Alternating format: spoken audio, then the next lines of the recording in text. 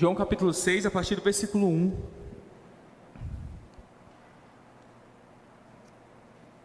Todos acharam aí? Senão a gente segue aqui, eu vou ler aqui para ficar com a mesma versão. Depois dessas coisas, Jesus atravessou o mar da Galileia, que é o de Tiberíades. Uma grande multidão o seguia, porque tinham visto os sinais que ele fazia na cura dos enfermos. Então Jesus subiu ao monte e sentou-se ali com seus discípulos. Ora, a Páscoa, a festa dos judeus, estava próxima.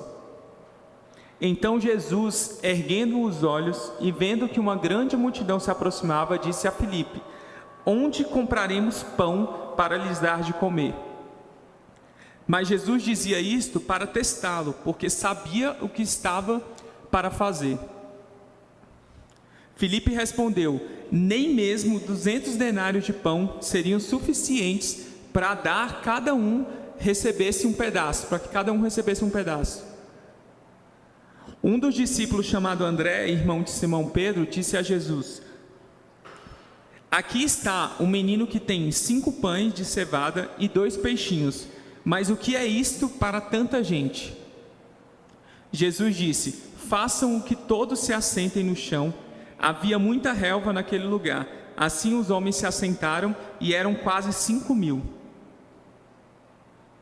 Então Jesus pegou os pães e, tendo dado graças, distribuiu entre eles, e também igualmente os peixes, tanto quanto queriam.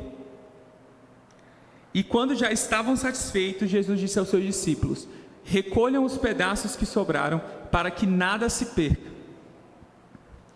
Assim, pois, fizeram e encheram 12 cestos de pedaços dos 5 pães de cevada que sobraram depois que todos tinham comido. Amém? Todos conhecem esse texto, é um texto muito conhecido. Eu escolhi a versão de João por causa de algumas coisas que eu gostaria de falar hoje. Esse milagre ele acontece em todos os evangelhos. Em cada evangelho tem uma perspectiva diferente. Isso é muito legal, muito interessante de você observar. Quando a gente vai estudar um livro da Bíblia, entender ele, é muito importante você entender quem foi a pessoa que escreveu, onde ela estava, como ela estava, o que ela viu. A gente vai ver que Lucas, por exemplo, ele recebeu o testemunho de várias pessoas para fazer a escrita dele. Então tem percepções de várias pessoas no livro dele. E é muito interessante nós observarmos vários pontos aqui.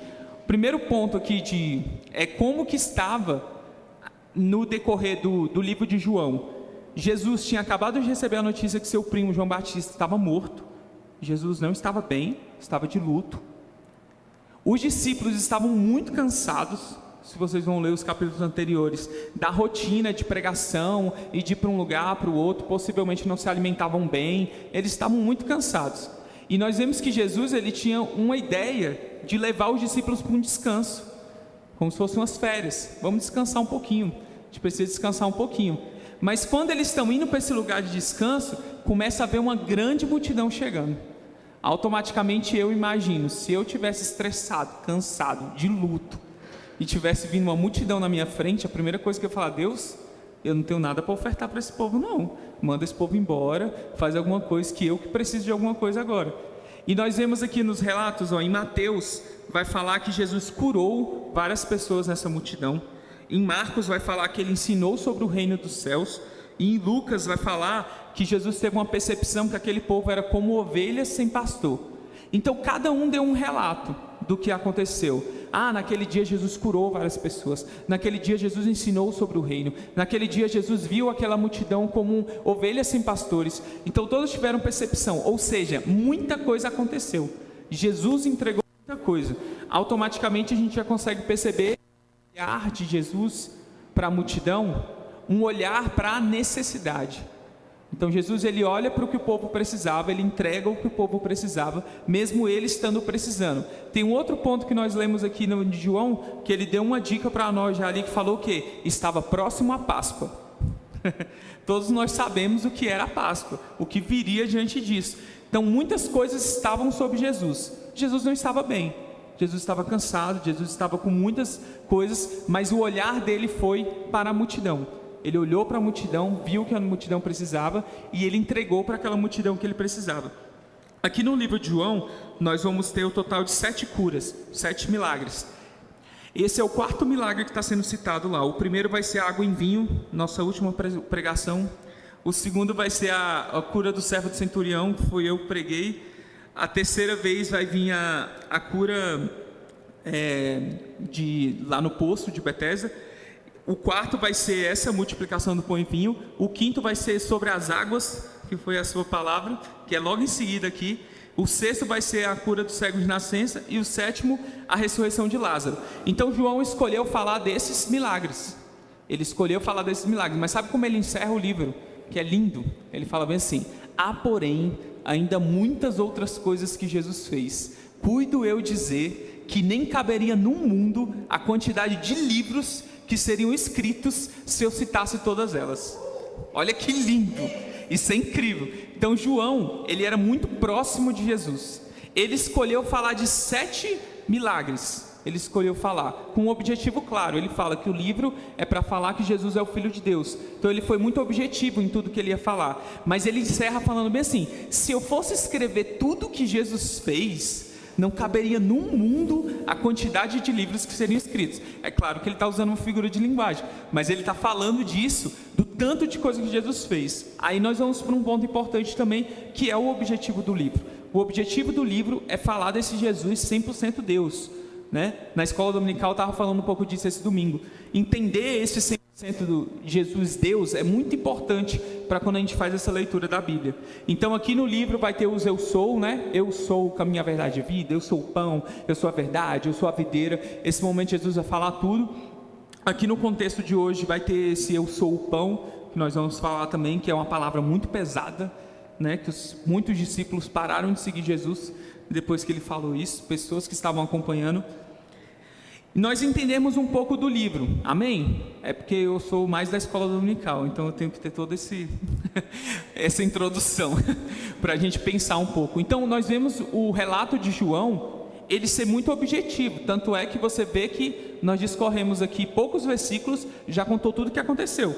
Se você for em outros, vai estar uma coisa mais calma, falando da multidão, falando como é que é, como que Jesus dividiu as pessoas para falar com aquelas multidões. Vão ter várias outras coisas, mas ele foi objetivo no que ele queria dizer. E hoje uma parte muito importante já foi falada aqui no testemunho, que é muito importante a gente ver como que Deus age, em quais momentos Deus age. E nós vemos 2 personagens importantes aqui, que é Filipe e André. Jesus, ele chega a Filipe e questiona, né? Onde compraremos pão para alimentar esse tanto de gente? Aí o próprio versículo já fala, Jesus falou isso a fim de testá-lo. Ele já sabia o que ia fazer. Ele queria ver qual era a resposta ali do discípulo.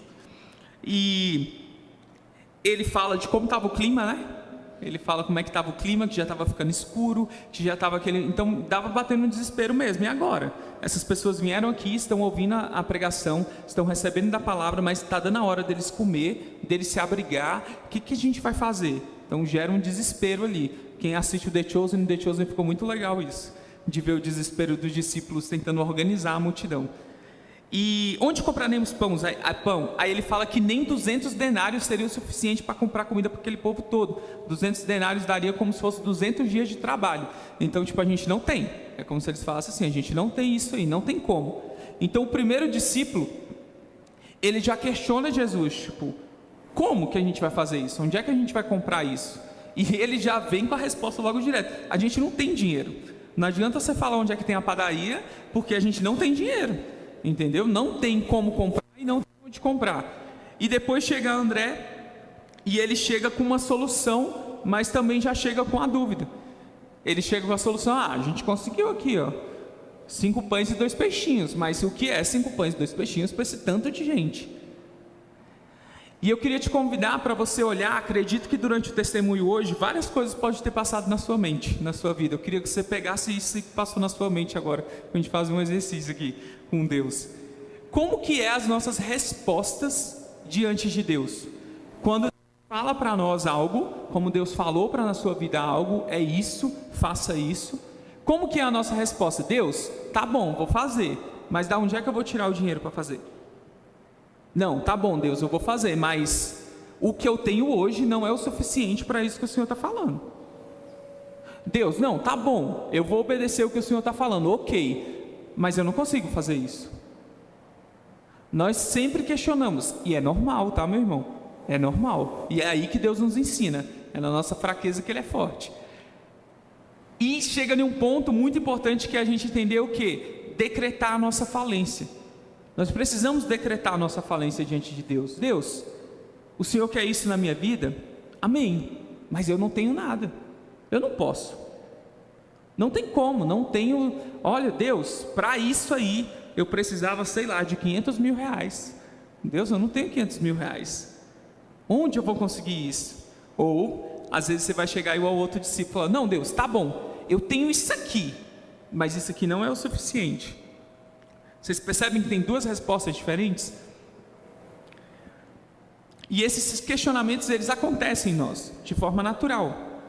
Ok, a diferença é como lidar com isso, como nos colocar diante de Deus para isso. E o que eu já falei, a primeira coisa é decretar nossa falência. Eu não posso, eu não posso, eu não consigo. E é muito bonito no testemunho de hoje, de ouvir também, que você vê que em tudo você deu graças a Deus. E isso é tão bonito, porque Jesus, ele pega os 5 pães e 2 peixinhos e dá graças, né? Acabou de falar, mas isso aqui não é o suficiente. Ele levanta e dá graças. Primeira coisa que ele faz. Então, Deus, é só isso que eu tenho aqui, Senhor, mas eu dou graças por isso aqui que eu tenho, porque eu sei o que Deus pode fazer. Deus podia fazer nascer pão sem ter aqueles 5 pães e 2 peixinhos? Poderia, mas Deus escolheu aquela pequena parte, deu graça. Ele podia mandar o maná cair, tanto que o pessoal questiona lá na frente, os nossos antepassados receberam maná, então dá mais pão aí, Jesus. É tipo isso que eles estão falando. Ele podia fazer, mas ele pegou aquele pouco, ele deu graças no pouco e fez o pouco virar muito. Isso é lindo, isso é incrível. E nós vemos aqui, Jesus, ele opera um milagre pelo pouco, ele dá graças pelaquilo. E agora tem uma parte muito importante, que é como que ele vai distribuir isso. Então Jesus, depois que ele multiplica o pão, o que ele faz? Ele pede para que os discípulos distribuam para o povo. Olha que importante isso. Nós já sabemos o fim da história. Então Jesus, ele é o pão da vida. Nós temos o pão, a palavra de Deus, já foi nos dada, está aqui, a palavra de Deus. Mas Deus precisa que nós, os discípulos dele, leve esse pão para as outras pessoas. Eu preciso levar esse pão. Esse pão está na minha mão, eu preciso carregar ele para as outras pessoas. Jesus já fez o milagre, Jesus já fez a cruz, Jesus já salvou o mundo, Jesus já fez tudo. Eu preciso levar até as mãos das pessoas, eu tenho essa necessidade. Um outro ponto, ele vai falar sobre a mordomia, que ele vai falar sobre o não desperdiçar, né? Ele fala, vão lá e recolham tudo que sobrou. Fala que foram 12 cestos, muita coisa, recolham tudo que sobrou. E por último, que eu gostaria que você está com a sua Bíblia aberta ainda, se não, coloca para mim, Aline, por favor. E por último, que é a parte importante que eu quero falar hoje, lá no versículo 14, onde a gente parou. Quando as pessoas viram o sinal que Jesus havia feito, disseram, este é verdadeiramente o profeta que devia vir ao mundo. Jesus ficou sabendo que estavam para vir com a intenção de fazê-lo rei à força. Então ele se retirou outra vez, sozinho para o monte. Então, por último, o que aconteceu? As pessoas reconheceram Jesus, elas reconhecem o poder que há em Jesus, mas eles vão vir com uma intenção muito errada sobre Jesus, né? A gente assistiu uma pregação, lembra, pastor, do Hernandes Dias, que ele tocou nesse ponto, e aquilo ficou na minha mente. Isso é um ponto muito importante. Na escola dominical agora, nessa semana, eu estava falando sobre os grupos que nasceram ali no período interbíblico, que a gente vai ler no Evangelho, a gente vai ver, os fariseus, os seduceus. Eu fui explicando cada grupo desse, né? Então, recapitulando para quem estava lá, é esse momento que uma linha, imagina 5.000 pessoas, tinham várias formas de pensar ali sobre o Messias. Várias formas, alguns achavam que o Messias seria um poder político, outros achavam que o Messias viria de tal forma, outros achavam, cada um pensava de um jeito. E existia um grupo ali que queria colocar Jesus como um rei à força, nós lemos ali. Então eles queriam esse Jesus, esse rei político. Eles chegaram em Jesus com essa intenção de: achamos o Messias, vamos derrubar o Império Romano agora. Então eles tinham um plano ali para Jesus. Jesus, entendendo isso, se retirou outra vez sozinho e foi para o monte. Fugiu. Jesus foi para longe.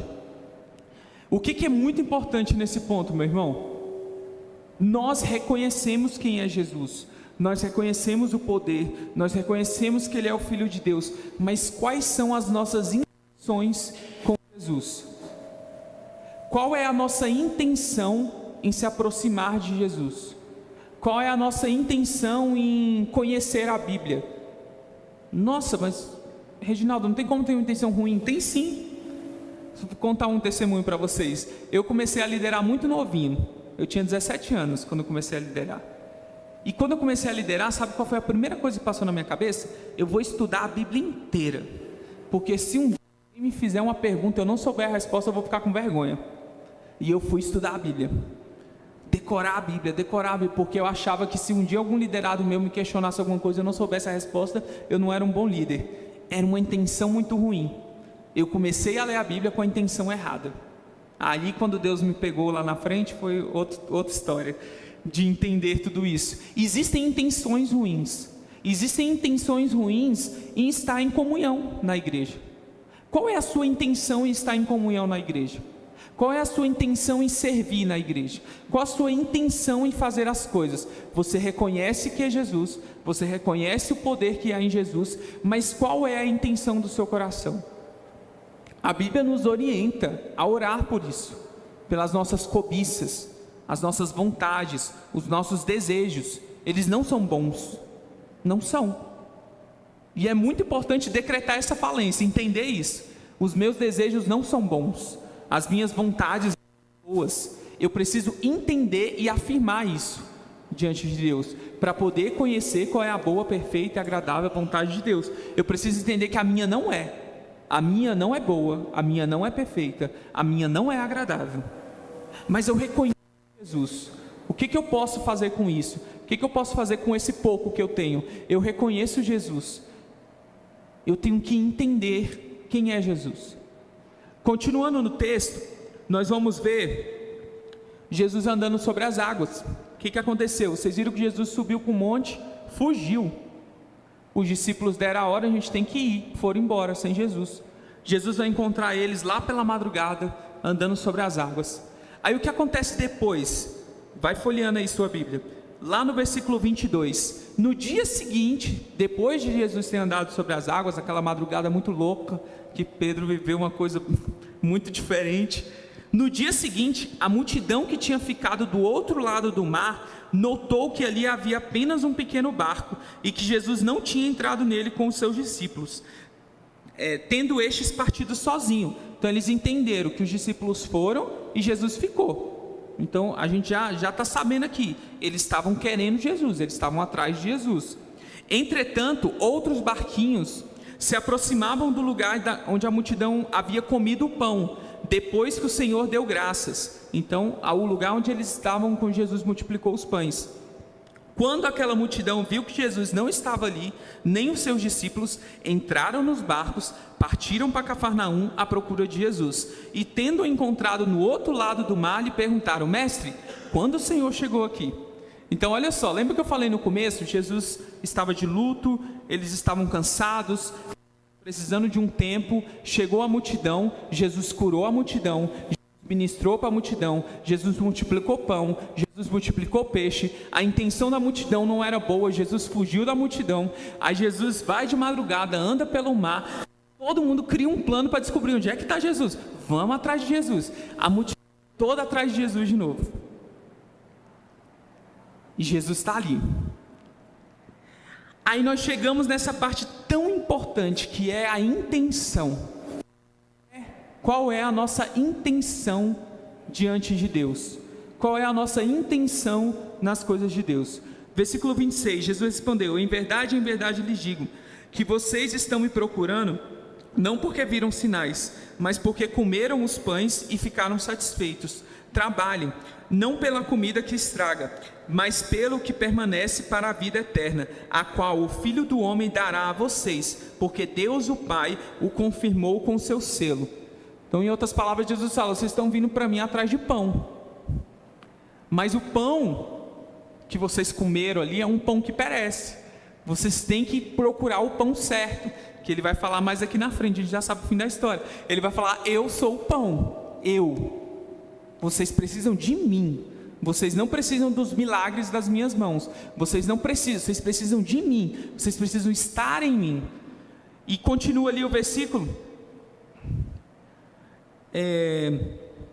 vamos lá no versículo 22, em verdade vos digo, que não foi Moisés que deu o pão do céu para vocês, quem lhes dá o verdadeiro pão do céu é o meu Pai, porque o pão de Deus é o que desce do céu e dá vida ao mundo. Então disseram: Senhor, dei-nos sempre desse pão. E Jesus respondeu: eu sou o pão da vida, quem vem a mim jamais terá fome, e quem crê em mim jamais terá sede. Porém, eu já disse que vocês não creem, embora estejam me vendo.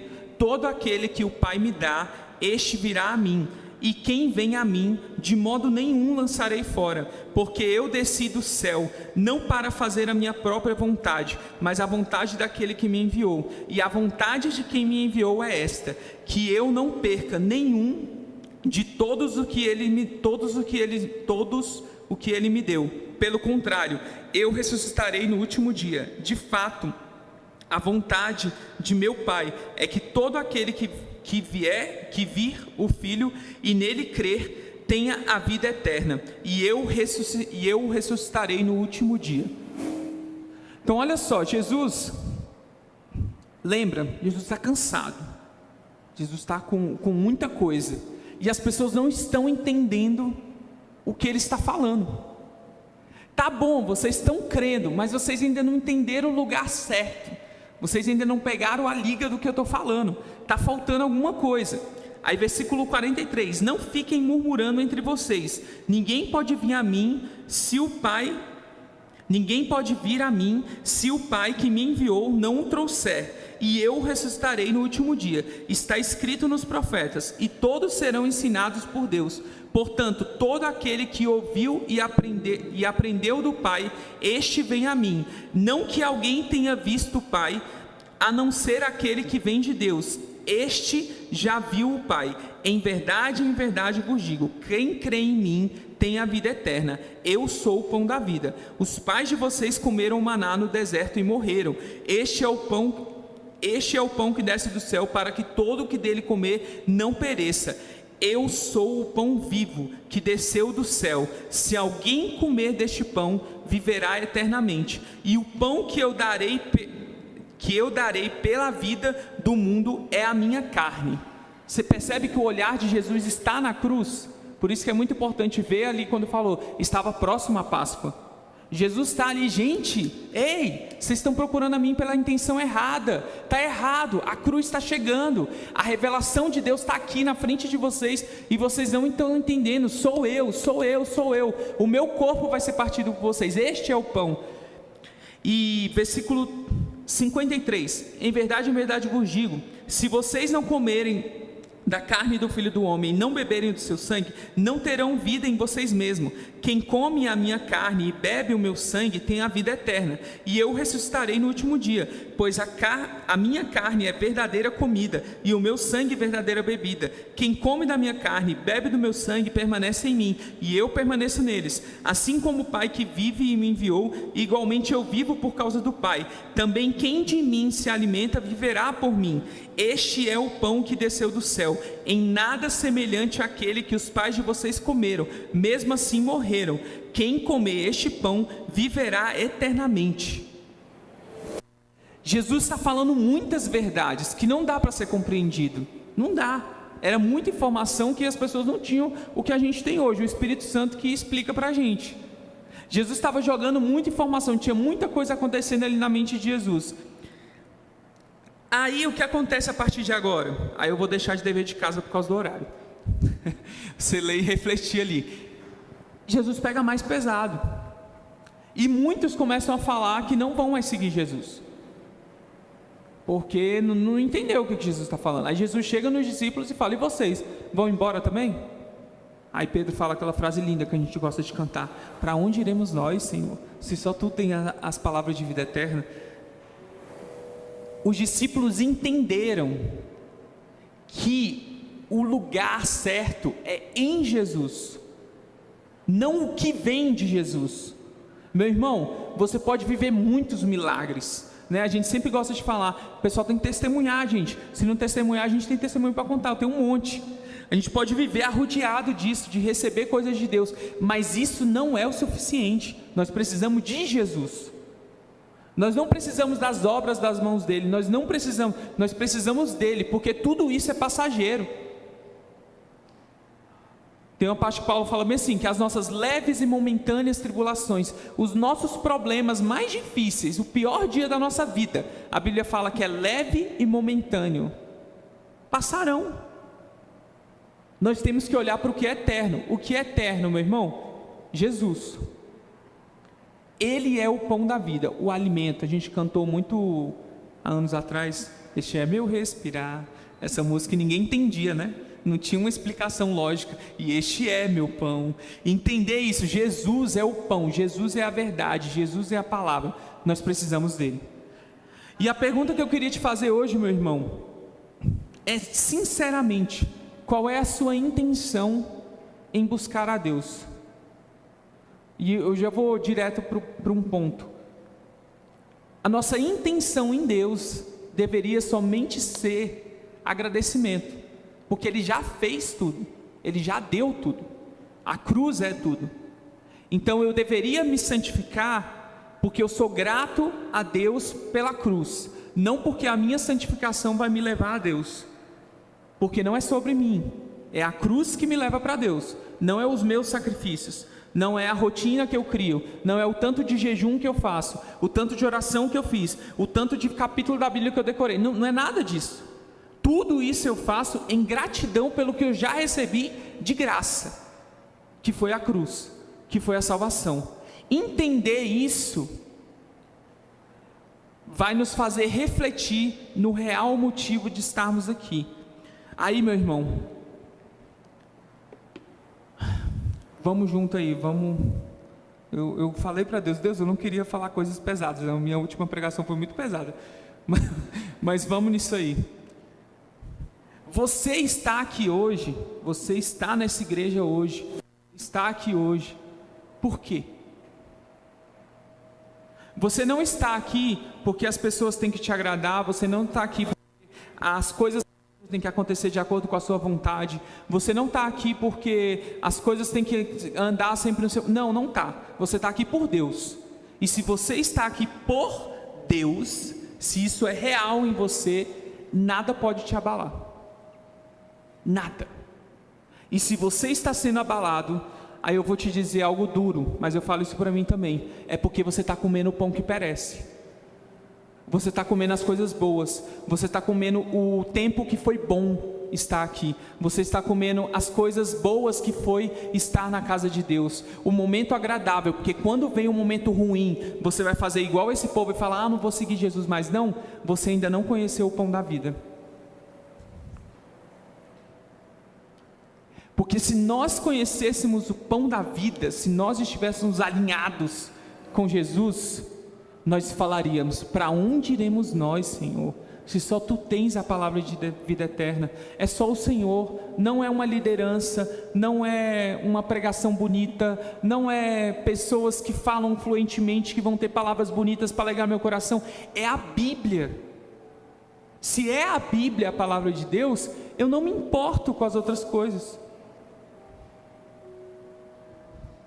Se eu tiver um problema com a Rosane hoje, isso não pode interferir a minha ligação com Deus. Não pode. Não pode. Se você tem um problema com o irmão na igreja, isso não pode interferir. Não pode. Você tem que olhar para o pão da vida. O pão da vida é Jesus. Se você olhar para Ele, você entende que tudo já foi entregue. Automaticamente o perdão vem. Porque você já foi perdoado.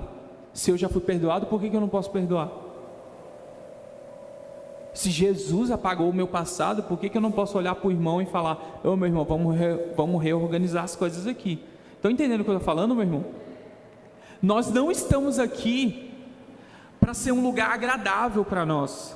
Não estamos. E se estivermos, eu cuido de dizer isso, mas falo, tem alguma coisa errada. Porque a palavra de Deus nos chama para confronto, sempre. Sempre. Nós que cremos, nós que entendemos, é outro jeito que Jesus fala. Você percebe como Jesus fala com os que não creem de um jeito, com os que creem de outro? Se você crê no Evangelho, irmão, essa palavra tem que doer em nós todos os dias. Nós temos que ler a palavra do Senhor e ver o tanto de pedrinha que ainda tem nesse vaso. Tira, Deus tira, Deus tira, Deus tira, Deus tira. Mas para terminar, eu queria falar de algo muito importante também. Nós temos que ter muito cuidado de como que o diabo age na nossa mente. Sabe por quê, meu irmão? Olha o que eu falei antes. Tudo que Jesus conquistou na cruz já foi nosso, de graça. O que isso quer dizer? Que eu não tenho nada, que eu não sou nada. Eu sei disso. Mas sabe o que o inferno faz? Ele usa disso uma acusação contra nós. Você não pode fazer tal coisa, porque você está assim. Você não pode ministrar a palavra de Deus, porque você é isso. Você não pode estar em comunhão com a igreja, porque você é isso e aquilo. Você não pode participar da Santa Ceia hoje, porque você é isso e isso. Ô diabo, eu sei que eu não posso, mas eu estou olhando para a cruz. Eu estou olhando para o favor que Jesus fez por mim. Sabe por quê, meu irmão? Se a gente olhar para isso, o diabo está fazendo isso, meu irmão. Eu falo com a igreja no geral, tá? Né? Igreja local não. Olhe para os cristãos. O diabo faz isso. Você vê um irmão sendo uma bênção, sendo usado por Deus grandiosamente, e do nada ele, não posso estar ali. Não posso fazer isso, não posso fazer aquilo. E você vê a igreja assim, sabe? Sendo que a igreja tinha que estar indo, sabe? Que as portas do inferno não resistirão ao seu avanço. E está desandando, está um negócio assim. Não pode, meu irmão, isso não vem de Deus. Estar aqui por mim mesmo, falar com vocês por mim mesmo, não surte efeito nenhum. Nenhum. Pode até ser emocionante para alguém, sei lá, por algum motivo. A musiquinha no fundo, alguma coisa pode te deixar emocionado. Mas efeito, o pão que não perece, por mim mesmo não. Mas se você pegar isso e não olhar para mim, você olhar para Jesus, foi só a mulazinha. Você olhar para Jesus, você vai falar, é esse pão que eu preciso.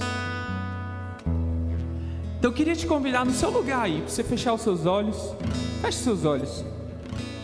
E eu quero te convidar para você conversar com Deus agora. Converse com Deus, o que passou na sua mente hoje, diante desse testemunho, diante da pregação, diante de outras coisas que você passou no seu dia. Fale para Deus. Deus, eu preciso falar com o Senhor. Deus, eu estou sentindo isso, eu estou entendendo isso. Converse com Ele. Porque Ele se importa com as pequenas coisas que nós vivemos. Lembra que eu falei? Lá em Mateus, Ele curou aquela multidão. Mesmo Jesus não estando bem, Ele olhou com empatia para aquelas pessoas que precisavam de cura e curou elas. Mesmo Ele não estando bem, mesmo Ele estando preocupado com o que viria, até falou hoje, afasta de mim esse cálice. Nós sabemos esse momento de tensão, estava próximo à Páscoa. Mesmo assim, Ele entregou palavras para aquela multidão, Ele ministrou para aquela multidão, e Ele viu aquela multidão como um povo, ovelhas sem pastor. Aí nós vamos ver a oração de Jesus depois, né? Deus, não os deixe órfãos, envia o Espírito Santo para estar com eles. Essa compaixão de Jesus por nós, ela é tão real, que se a gente entendesse isso, nós conseguiríamos abrir o nosso coração nas pequenas coisas e nas grandes coisas. Eu queria que você olhasse para a sua vida hoje, para as pequenas coisas que você tem, e você apresentasse para Deus. Que você decretasse a sua falência para Deus. Deus, nisso aqui eu não posso. isso aqui eu não consigo, isso aqui eu sou fraco, eu sou debilitado, não tenho nada. Decrete a sua falência para Ele. Ou, Deus, eu só tenho 5 pães e 2 peixinhos, eu só tenho isso. Entregue isso para Deus. Deus, é o que eu tenho hoje. Deus, a minha fé está bem pequenininha, do grão de mostarda, está bem pequenininha, é o que eu tenho. Eu te entrego, o que o Senhor faz. Então fale com o Senhor neste momento.